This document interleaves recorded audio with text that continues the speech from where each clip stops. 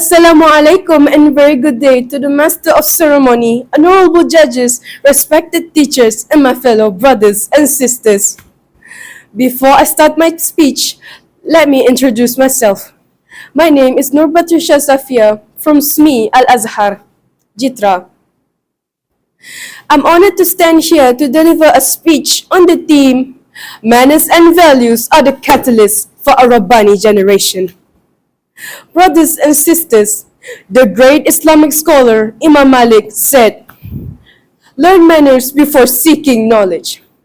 This simple yet powerful statement reminds us that knowledge without good character is like a beautiful tree without fruits, that it may look impressive but it brings no benefits to others. Adab, or good manners, is the light that guides our knowledge to the right path. Without it, knowledge can become dangerous. But with adab, knowledge becomes a blessing, shaping us into a generation of Rabbani that lives by noble values, committed to goodness and guided by faith. Today, let us explore how manners and values can be the spark that shapes a Rabbani generation that learns not only to be clever, but to be truly worthy in the sight of Allah. They're not just lessons in books, but the fuel that drives our heart, our future, and our actions as the leader of this ummah. Brothers and sisters, first and foremost, knowledge without manners is like a body without a soul. A person may be highly educated, but without humility and respect, their knowledge becomes a curse rather than a blessing. For example, Imam Malik once refused to answer a question near the Prophet's mosque unless he were properly dressed out of deep respect for the knowledge of Islam. Allah says in Quran in Surah Al-Mujadilah verse 11, Allah will raise those who have believed among you and those who were given knowledge by degrees. This verse reminds us that those who combine faith with knowledge are honored by Allah. They are the ones best equipped to lead, teach, and build a Rabbani generation. Ladies and gentlemen, values like honesty, responsibility, compassion, and humility act as the moral compass. These values protect youth from the moral decay and strengthen their identity as Muslims. A student who values integrity will not cheat an exam, even if others are doing so. This value is more important than temporary success. Allah commends in Surah Al-Isra verse 36, "And do not pursue that of which you have no knowledge. Indeed, the hearing, the sight, and the heart about all those will be questioned." This verse perfectly supported the idea that a Rabbani generation is the one that does not act blindly and seeks knowledge before speaking or judging. It is also uses the senses and intellect responsibly, values truth, manners, and accountability. Brothers and sisters, true leaders are not arrogant but humble. Good manners teaches us to listen and serve others.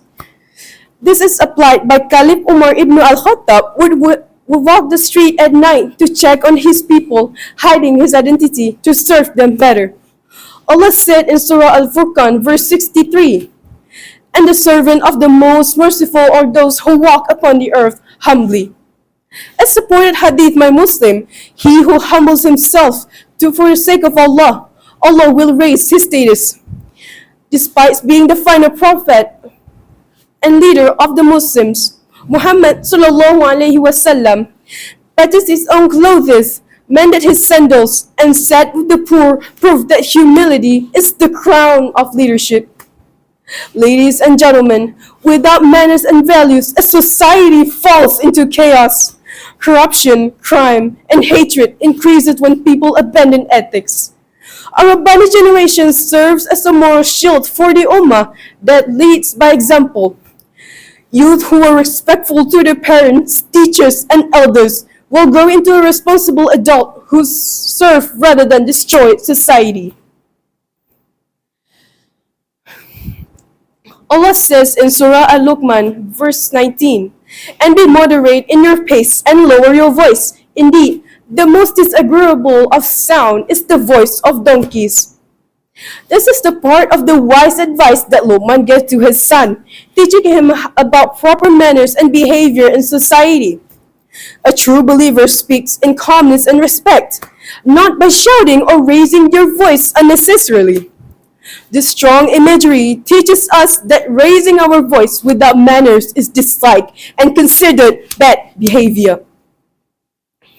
Brothers and sisters, in conclusion, manners and values are not merely social codes.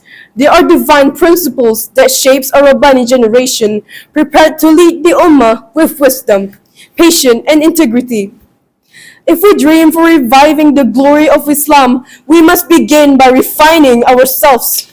Let us strive not only to gain knowledge, but also live with the good manners. Let our actions reflect our faith, and let our hearts be filled with values that live behind a legacy, footprints that inspired the next generation. That's all from me. Thank you. Have a nice day.